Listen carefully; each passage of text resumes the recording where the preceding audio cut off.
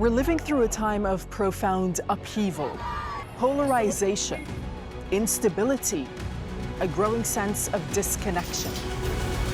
For some, it's because we've strayed too far from the traditions and values that once gave our lives meaning. But others argue those old ways were just not meant for today. So, do we need a new way of living? Or should we look to the past to move forward? In other words, should ancient traditions guide our societies today? In this episode of Doha Debates, we're joined by global thinkers, each with their own take on this issue. Even if we don't want to accept the solutions or the answers that are given by past traditions or past societies, we have a lot to learn from them. So we need to be very careful about how much authority we give to claims that something is natural or historical. We need to be very mindful of the politics behind it. We have to look to the past, which is rich in resources, and we have to develop particular methods of thinking about. Their perspectives will be explored and questioned in a majlis-style debate, grounded in understanding and a search for truth. Watching over all of this will be a group of university students and recent graduates. They come from different universities in Qatar Foundation's Education City and beyond, and have been preparing for this debate. We were sold this dream, the idea that global capitalism and Western liberal democracy was going to solve the world. The reality is that dream didn't work out. I don't know why we're debating extremes rather than trying to find a middle ground between traditionalism and liberalism. Because extremes is where people die. You think this is a successful society? Absolutely not. A successful society isn't based on freedom. It is based on the fulfillment of your actual people. You're saying that you're for freedom, but you're not letting the other people practice what they actually want. So I don't feel like liberalism is about freedom. It's actually about oppression of others, but freedom for some. What's progress? And we have to be able to define progress and define a tradition to be able to say that we have progressed or we have regressed or we should be traditional or we shouldn't. After our guests finish their debate, the students will reflect and deliberate before returning with their own insights, ready to challenge, agree, or offer entirely new perspectives. I'm Dareen Abughaida, and this is Doha Debates.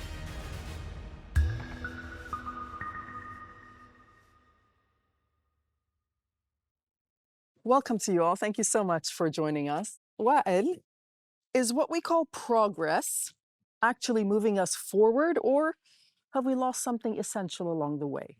I doubt that, in fact, if I define progress in terms of human flourishing, that we have done any of it. It's a way of convincing us of our current conditions, of accepting or normalizing the conditions of modernity. And so the more we progress, obviously, the more we seem to destroy the environment, the more we seem to destroy our social fabric and the community and the family. And now we are reaching a point where we have waves of mental illness that are now pandemic proportions. And so all of this is in the name of progress. So I really would like to see, other than material prosperity, which we do definitely have, other than that, I would like to see where progress has accomplished anything, where we have progressed, in other words. Bruno? I wouldn't go that far. I think of the last 3 or 4 centuries in the West as a revolutionary moment. We got rid of almost every form of authority, religious, natural, social. It was a kind of a drunkenness of liberation. And that had a positive side. I think it had a positive side on the arts, on literature, on philosophy. I'd be very reluctant to look to the past 2 or 3 centuries and not see a great flourishing of humanity. But at the same time, that revolutionary moment became very negative and very destructive. And it's not enough to build a society around revolution or around liberation. There has to be a positive side. And I think that's the task beginning now. I think we in the West now realize that fighting against authority is not enough. We have to build a society with its own traditions. Sophie, Bruno says he wouldn't go as far as Wael. What do you say?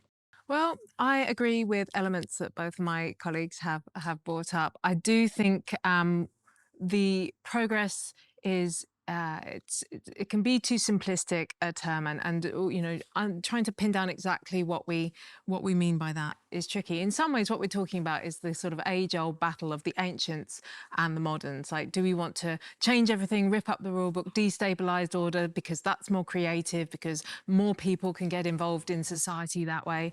Or actually, is that an inherently dangerous and destabilizing thing that we don't want to do because all that really ever amounts to is new power interests taking over? And historically, the answer is essentially both. You can't really kind of disentangle the pair.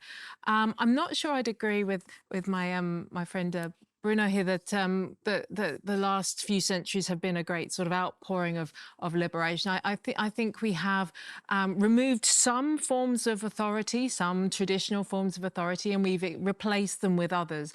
And maybe some of those others are far less accountable, possibly. So I think progress, we haven't not made it, but we haven't made it in a straight linear style. We need to reconsider how we constitute our humanity, our subjectivity as humans. We need to think about what kind of practices that we ought to be pursuing in order to cultivate a particular conception of the world. We are becoming increasingly empty from the inside and full on the outside. We go to the gym and build muscles. You know, all these young men and women are spending more time in the gym than anywhere else. God forbid. Seeking money and cars and houses, but no one is saying what kind of a human am I? What is my actual inner conviction of life? What does it mean for me to hold a set of values about family, about children, about friends, about love, about everything that really, truly, at the end of the day, matters? And this is where tradition comes in. Tradition evolved there to create a kind of life that attends to the inner constitution of the subject. That's why children who are raised in tradition, meaning in big families with certain sets of values and customs, and tend to be much healthier. They are stronger people. They're not fragile. They are emotionally mature, and they don't collapse at the happening of any crisis in their life. Right. Now we are raising a generation that is totally fragile. That's so insulting. Kind of correct. I think a generation that finds an issue with people living their lives, they're the really fragile ones, right? Like, I think it's their generation that's actually fragile because they can't handle the fact that people have an opinion that's different to them. Saying that we're fragile just because we're not following traditions from our parents or like community seems to be a bit too simplified. I think if you went to other places where this is not where the commonality is that we don't have parents, you would see that people are actually rather strong there. I'm not saying that our reality is easy. Our reality is very difficult, but we have not trained our young generation to handle reality in a strong manner, because this new generation, and I'm sorry to say this, these are the love of my life. The young men and women who are going to decide our future, they are the most important thing we have. But they are increasingly empty from the inside, increasingly fragile. And at my own university, 1 out of 4 graduate students suffers from serious mental illness. That means that they are thinking about suicide.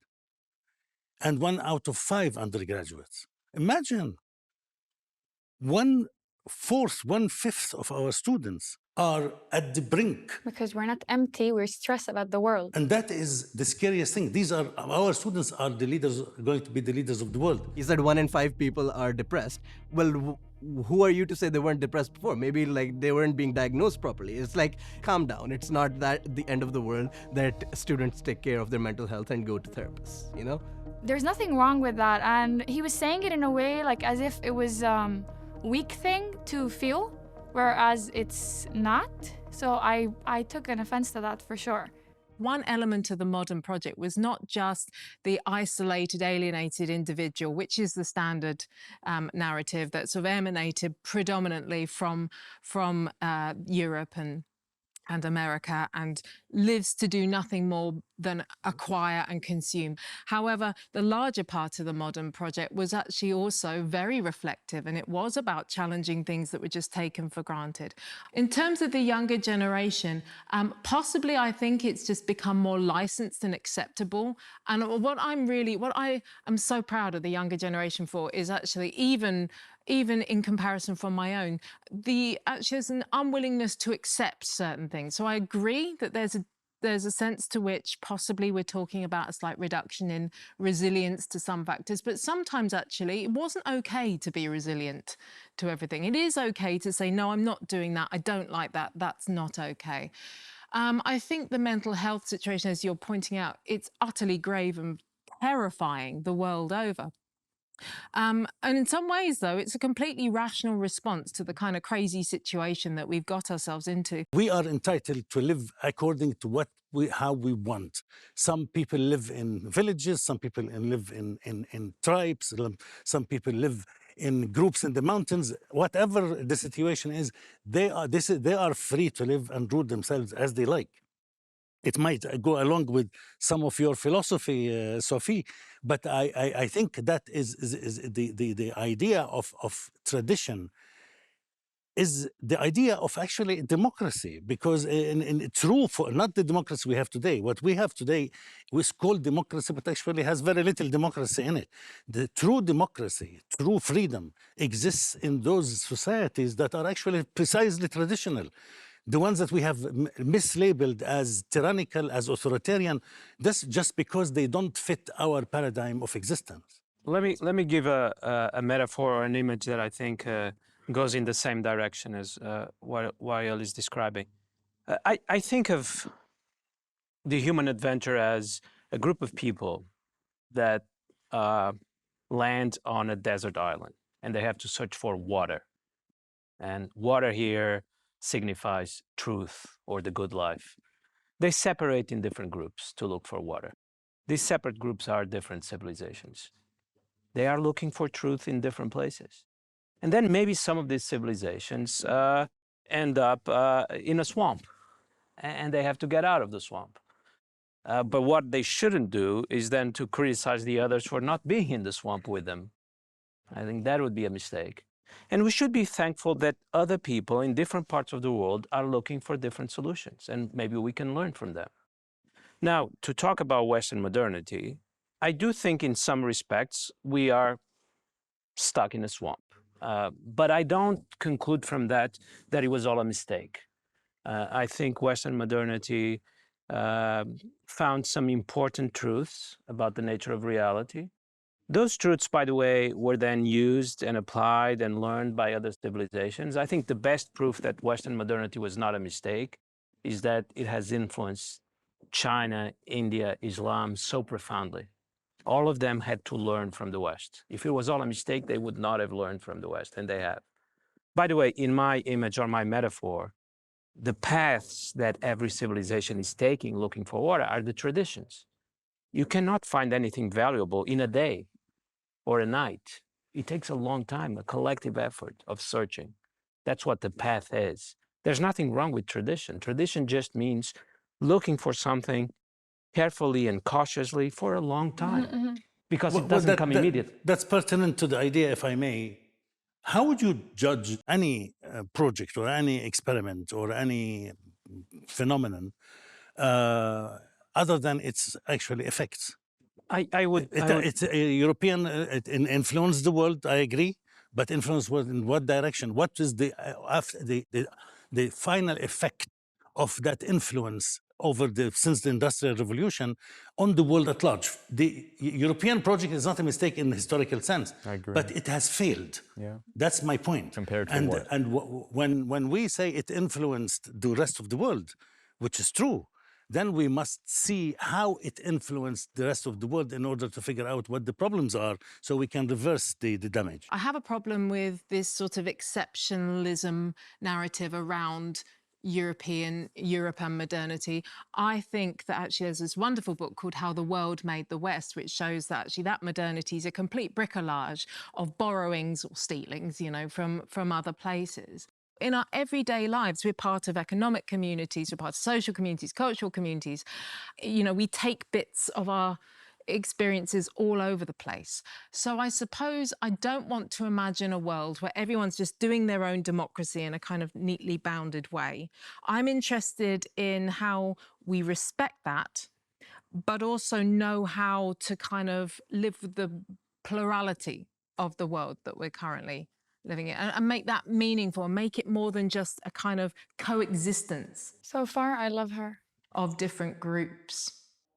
At the core, I think anarchy, I'm extremely anti-state, but I do understand that there's still a lot of violence if we go full anarchist. But the way that she was explaining it, she's just amazing. I'm like a Sophie fan. When we look at the West today, there's a sense of complete chaos. There's a sense that people are not able to stand for anything. There's an enormous crisis of the traditional virtues: courage, independence, freedom of thought.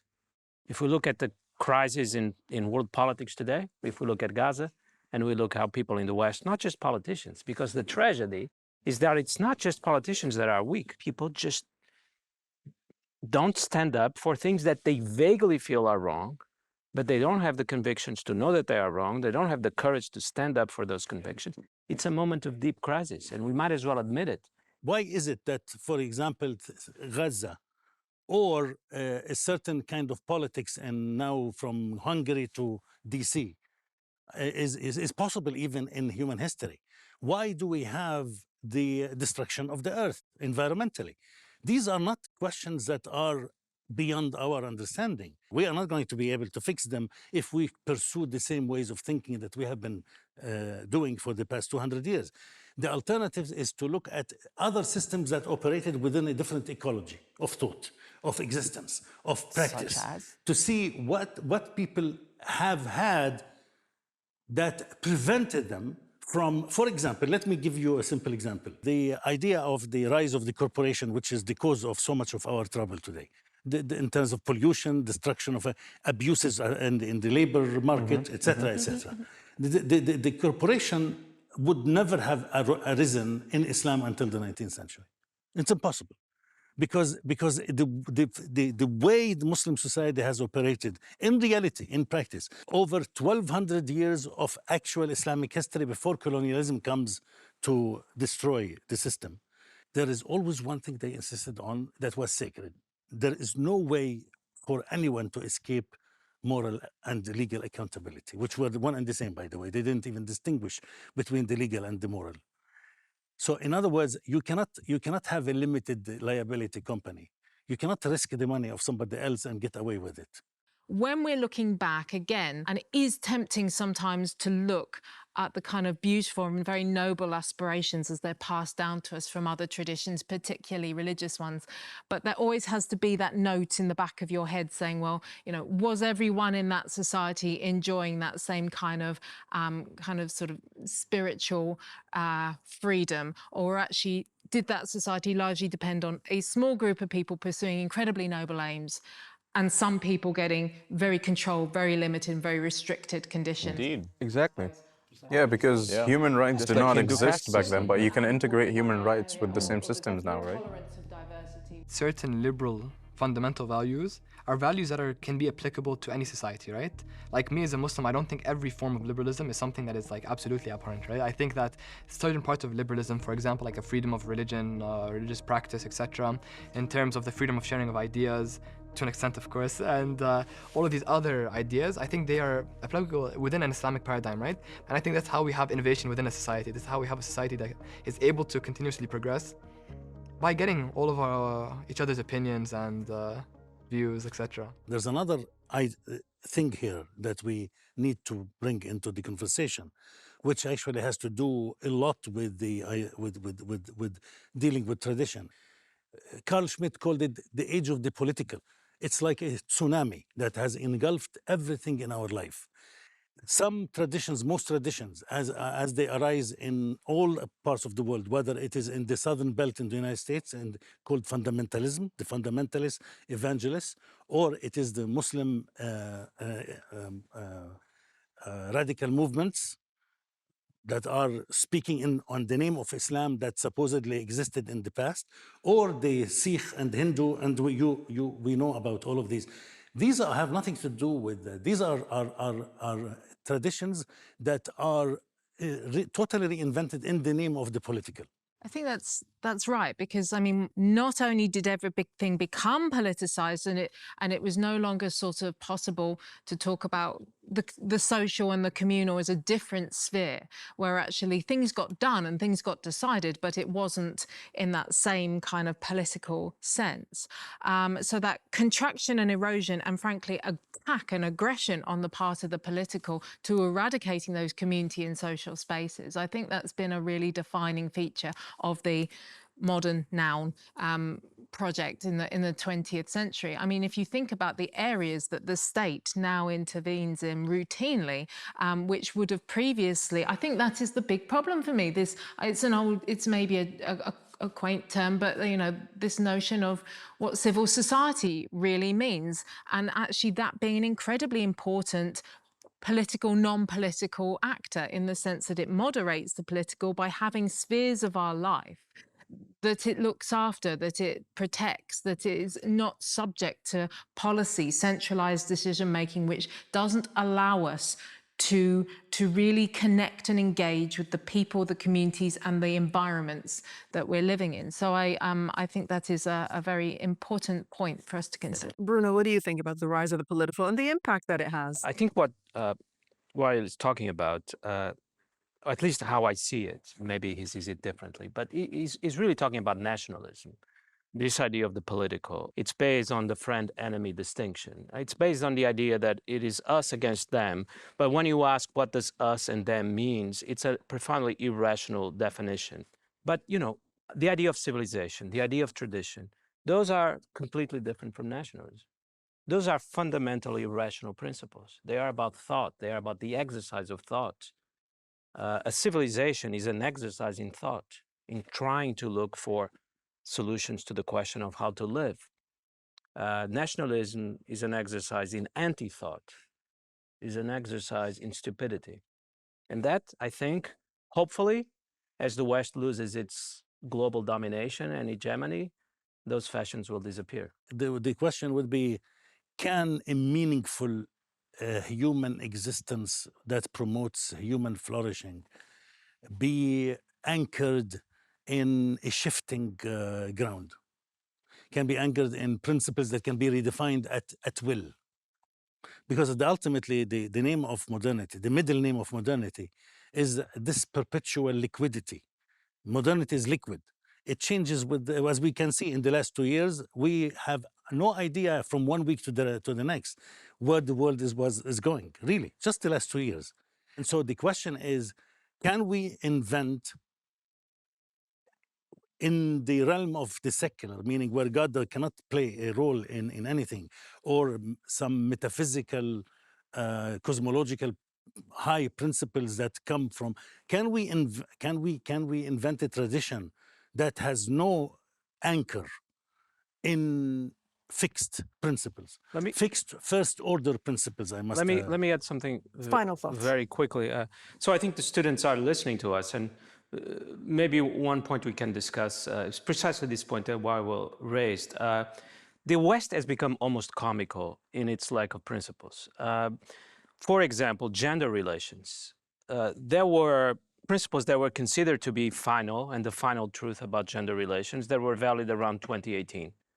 Around 2021, they changed dramatically with the Me Too movement, and not only that. They changed almost 180 degrees. Behaviors that in 1995 were on every romantic comedy became illegal. And then with the election of Donald Trump, gender relations changed again dramatically. So the most basic element of every society, relations between genders and how they should be organized and how they should be valued, how they should be regulated, not just legally, but in terms of what is the ideal, in the West now change almost month to month. Right. How is this a way to organize a society? This is absolute insanity, right? We have to agree that we don't know anything about anything anymore. You know what? We'll see what the students have to say, and if they think that this is insanity. Final thoughts. Yeah. I do think that plurality could be sufficient of a grounding virtue in and of itself without us having to fix any other point. And that doesn't mean anything goes, and that doesn't mean you can justify anything or total relativism. True plurality means taking seriously the people in the room with you, the environment that you're in, the context that you're in, and working through what that means collectively. Okay. So this is a great time now to check in with the students and see what they think. So throughout this debate, our group of students and recent graduates has been carefully listening to your ideas and all the arguments that you've put forward. And next, I'll join them as they reflect and deliberate on what they've just heard. And after their discussion, they'll return to share their own perspectives along with questions and challenges.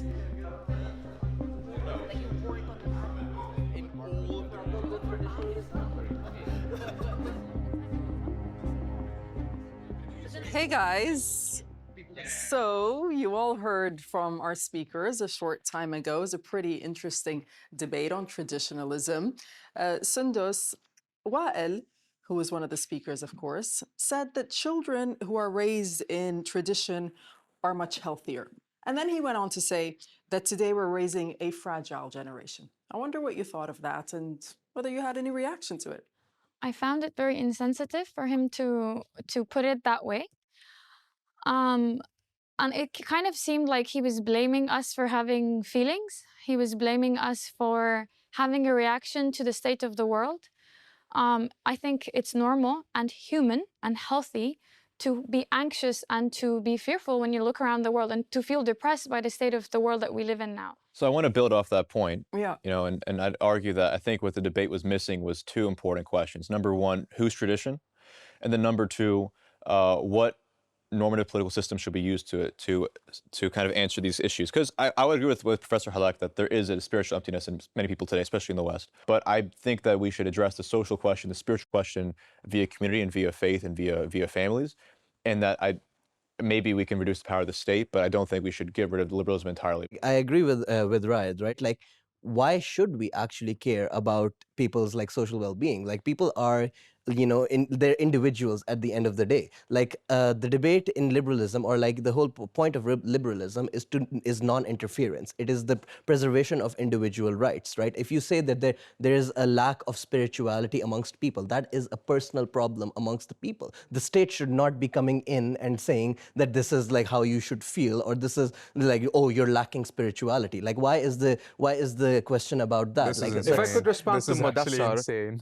Go ahead, John. Yeah, go ahead. If I could respond to Madassar, I think the reason why states do care about like the individuals, because we have an overarching system of primarily an economic system such as capitalism that completely affects our spirituality. People feel like that their work is meaningless because there's an alienation of labor happening within a capitalist society. So now, I'm not advocating for a return to Soviet-style communism, because I think that there's also an alienation in these previous political systems. But I believe that we have to seriously reckon with what capitalism has done to the spirit. When capitalism and liberalism grows, we had three things. Mortality rates of children decreased a lot. GDP increased, and the way of living increased as well. So now we die older. So you can see that liberalism and capitalism actually led to very good results.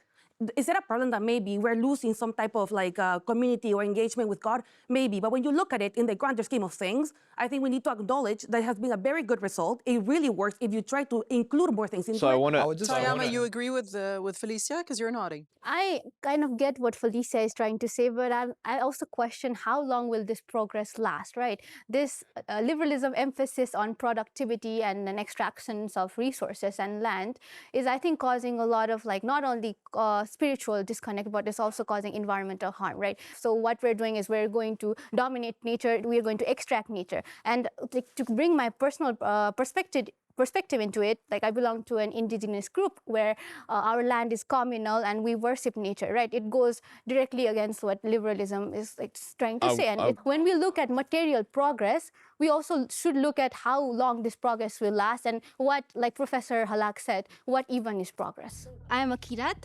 So Kirat is a minority group in Nepal, and our society is kind of based around nature worship.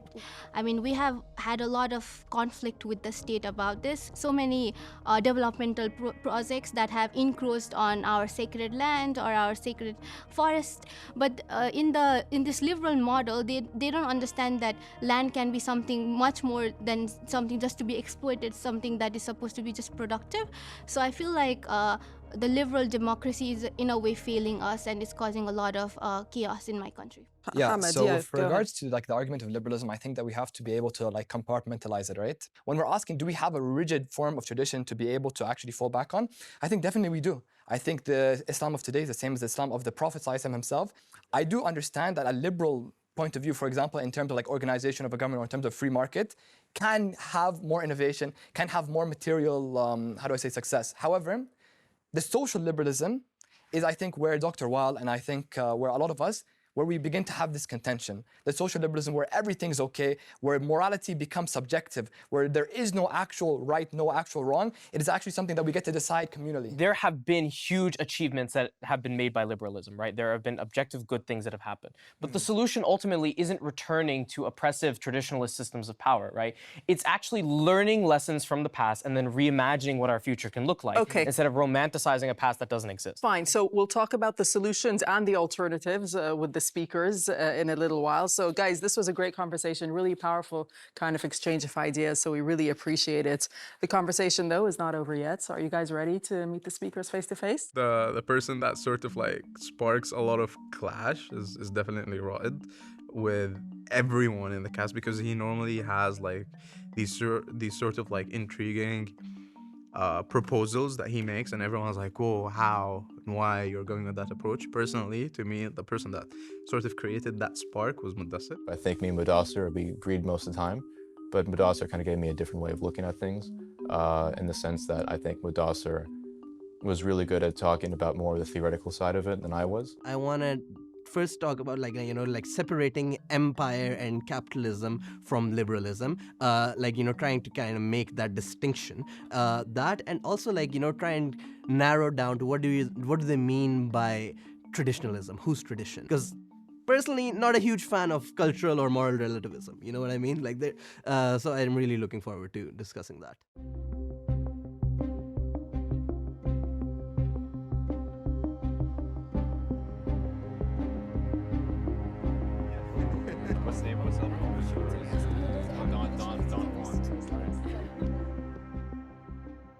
So we're back here in the Majlis, and earlier on we heard some compelling arguments from our speakers, which was followed by some interesting deliberations by our students, some really thought-provoking conversations, which I'd like us all to share now. And Bruno, I'll start with you, because a while ago you used an analogy, right? It was a water analogy, and what you said is that people are looking, there can be a desert, correct me if I'm wrong, there's a desert and people are looking for water. But my question to you is the source of the water all the same? Yes, I think human beings fundamentally agree on the fact that they're looking for basically the same thing.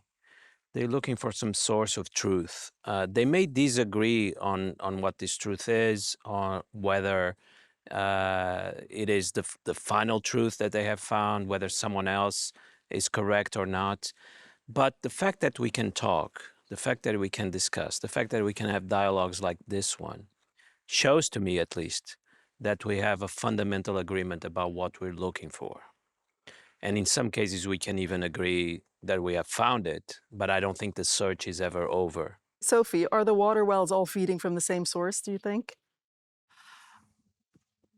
I follow what Bruno saying the extent to which we're all looking for something, some sort of point from which to navigate. That point may change at multiple times in the course of our lives and our community lives, but we all want that point, that anchorage. I'm wondering if that is true anymore, that actually that, you know, sort of that deep need and search for anchorage and that point of meaning is in fact what motivates us anymore. So I'm going to be ambivalent on that. I don't know that we're all searching for the same thing. Okay, honest answer, Wael. Yeah, I worry that we might confuse water for a mirage in the desert.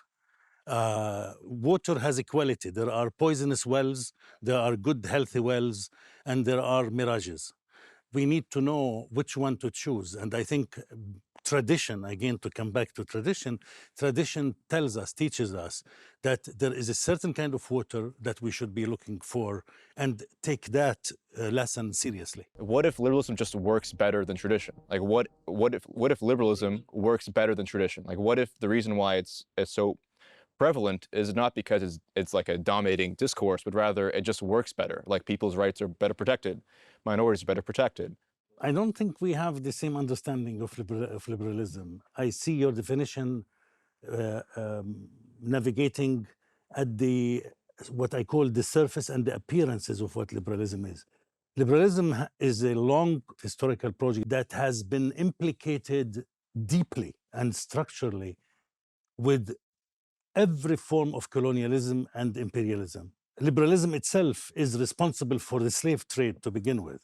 Liberalism is responsible for the extraction of all the resources of Asia. But to push back on this point, it's not unique to liberalism, though. The slave trade was in the Islamic civilization. The nations, for example, genocide and colonialism have also happened in the Islamic Empire. The Armenian genocide happened under an Islamic caliphate, right? Yeah. So it's not unique to the state. That's true. But again, here, there's another problem in the argument in that we need to be very careful about our language. When you say slave, this is something we throw freedom, whatever, equality. Almost every word we say is a minefield. Again, slavery is a major field of research. The American slavery, as we know, has absolutely nothing to do with the Islamic slavery. Muslims owned slaves. And we have not only anthropological and historical evidence of it, it is enshrined in the law of the Sharia. That has absolutely nothing to do with I'm not saying it wasn't slavery. There was a notion, a strong notion of slavery, but it was still, the quality of it is a different kind of quality. Okay, John Carlos, what do you want to say? So you mentioned about returning to tradition, right? And a lot of us have criticized your view about which kind of tradition, and that tradition, as we know, even Islamic traditions have continuously changed over time, and how culture influences tradition. Is there just one truth, or are there multiple? And is I'll there add a on world to where there's that. I multiple mean, truths? he's asking sort of, is there a timeless universal truth, which I'd also like to get Sophie and Bruno to answer as well. No, I don't believe that there is a timeless universal truth. I think there are multiple versions of truth. The issue is not that they exist. They have existed all throughout human history, and actually they existed before much more than they exist now. Again, one of the myths of liberalism that it can tolerate diversity. Actually, liberalism cannot tolerate diversity. When, as we know from actual political experiences, when a democratic government is elected in a certain place that is not desirable, it gets destroyed. The question is, how do the traditions that differ with each other establish certain kinds of relationship with each other? The pre-modern traditions, generally, were much more tolerant of each other and accommodating of each other than the liberal tradition of today. No, I agree with this fundamental point. I think Westerners today find it very difficult to accept that, but I think it's what history teaches us. There's clearly something about Western liberalism or modernity that is very intolerant of alternative ways of life. On truth, my concept of truth is very expansionary. It's similar to life experience. The universe is expansionary in that sense. It allows you to discover new things. Doesn't mean that what you find is not true or not valuable. But in that sense, there is never a final a final universal truth. And that's why, in my analogy of different civilizations looking for water in a desert, explains why we shouldn't be angry that other people have different opinions. What I find sheer lunacy about Western modernity is that we get angry that there's someone in China or in India looking for water in a different place from where we are looking for it. Sophie, go ahead. Give us your definition, and Modesta wants to jump in. I mean, I mentioned previously, so I think we all know where I stand. I'm definitely a pluralist on this issue, and certainly what Bruno's saying makes a lot of sense, that we in this ever-expanding universe, more truths and true possibilities, I think that's a phrase I'm particularly interested in, true possibilities become apparent to us, and that's important, and it's that diversity that's actually going to help us. Going back to your question, which was, I thought, very good, how do we respond to the fact that liberalism seems to work? Now, obviously, we could question, do people have any choice but to accept it? So liberalism as a political project finds itself in a paradox, right? It says, we want everyone to have liberty, but we're going to define what that liberty looks like, because if we don't define what it looks like, then nobody will have liberty. And it's a vicious circle. So why does it work? Because it really does. It does, you know, try and tackle that problem of plurality and complexity that modernity's laid bare. So it does work, but there are certain people with very vested interests in it not working for everyone. If we didn't have liberalism, none of us would be sitting here having this debate. Like, first and foremost, like, the plurality of ideas really does stem down to the. As a historian, I beg to differ, and I should register it strongly. If you knew, for example, what the majlises of the viziers and caliphs in Islam contained, and which people came to debate who, and the variety of opinions and even beliefs. We have no prerogative over free speech, and in fact, we don't have much of it. When we talk about like liberalism, right, I think we have this conflation, like we tend to do this a lot, not just with liberalism, but any sort of like oppressive system, right? And secondly, when you talk about truth, right, like truth fundamentally is the truth, right? So when you say that, oh, like maybe you can have multiple ways of getting to the truth, but a truth must exist, because a world without just one truth is a world of endless conflicts. I would like to disagree with sort of the idea that, you know, liberalism can't be attached to empire because empire kind of, you know, uses whatever ideology. Empires can use liberalism as a justifying ideology, but simultaneously it's also a structure, right? Systems of inequality created by free market practices under liberal ideology. That is also part of how empire functions, right? And that creates a lot of the inequality we see in the world today. We do have to kind of consider the economic aspect here. Okay, let Wael respond to both what Amir had to say and what Modesta had to say. There are many words flying around that we need to take each word and analyze it carefully. There is lots of universalization too. You use the word empire, again, like slavery. If empire always is the same everywhere, what's the difference between the Roman Empire, the Muslim Empire or empires, and let's say the liberal empires, beginning especially with the British Empire in India and elsewhere? The liberal empire is the only empire that tried not only to colonize and extract resources of the colonized, which every empire does. To that extent, I agree. But Europe is the only, because of its Christian history, is the only empire or set of empires that try to literally change the nature of the traditions and the humans that inhabit these traditions and make them European in its own image. Not all empires are the same. Jews and Christians and many others, and I'm one of the legacies of this long history, lived under Muslim rule for 1,500 years. They remained Christian, they remained Jewish, they educated their children as they see fit, they defined their own sense of a human flourishing. And they became ministers and the big physicians of the court. The biggest traders, the richest people in Cairo were Christians and Jews. All I hear from you, and forgive me for saying this, all I hear is the regular stereotypical cliches that are circulating in the West, and we just keep repeating it. So begin to check every time you hear, is it true? Bruno, what are you taking away from this conversation with the students?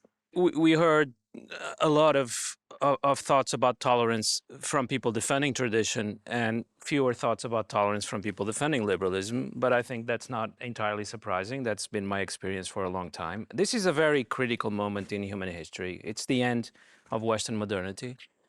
The West has to learn that it's one tradition among many. It's nothing special about it. There was a moment a few years ago when I thought the West would go down softly. It won't go down softly. It will go down fighting as hard as possible and using what is still the only source of superiority, which is military armament. So that leaves me very pessimistic and worried about the future. The rest of the world also has to learn from, I mean, I think the main lesson of Western modernity, that some truths taken to be truths were not truths. Religious, natural, scientific. And that, I think, is happening. I think we see in China, we see in India, we see in Islam, not the same China, not the same India, not the same Islam as they were in the 18th century. These civilizations are actually learning from the West. I just hope the West can learn from them. Okay, Wael, what are you taking away from this conversation? This is music to my ears. I think, and I like that you both agree that liberalism has taught us, modern humans, the finest art of arrogance. And this is very important. It's not about personal only arrogance. That comes always for granted. But it is epistemic arrogance, is that we always think that we know better than others. This is something fundamental that we need to think about very carefully.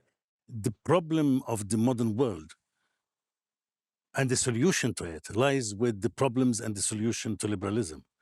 Liberalism has to come apart or redefine itself one way or another, but it cannot continue because it is driving us to the brink of extinction. The world is liberal today, and I don't think that we are in a good position. I think we need to rethink all the categories I have mentioned, from the environment to our social communal structures to, and most importantly, to our inner psyche and spirit. This is fundamental. Sophie, what will you take away from this conversation with the students? We're running out of time, so keep it brief. Sure. Well, actually, I'm going to take away an enormous amount of confidence, because I think the most important thing right now is we're all having these challenging conversations and we're all confronting that process of confronting modernity's inner arrogance, but at the same time, in doing so, re-injecting humility and hopefully finding some of the positives from that tradition, whilst being very open to hearing what other people have to say. I think that will be great if we can continue in that vein. Fantastic. Okay, so a lot of food for thought. I'm sure the students agree with me as well. So thank you so much for all of that. That brings us to the end of this episode of Doha Debates. Thank you to our speakers, as always, to our students, all of you for watching and listening. And we've explored bold ideas. We've challenged assumptions. And we've opened space for understanding with respect and curiosity at the center. The conversation doesn't end here. Now it's your turn. What do you think? You can share your thoughts, your questions, your own perspectives. We're listening. At the end of the conversation, I don't want to bring up names or anything, but a lot of people who are very traditional, very extremely, radically, we're laughing and kind of even seeing us, haha, see, you are the arrogant one because you are the most Western. When in reality, I think we should have tried to tackle the issue that a lot of traditional people tend to be very arrogant and very entitled.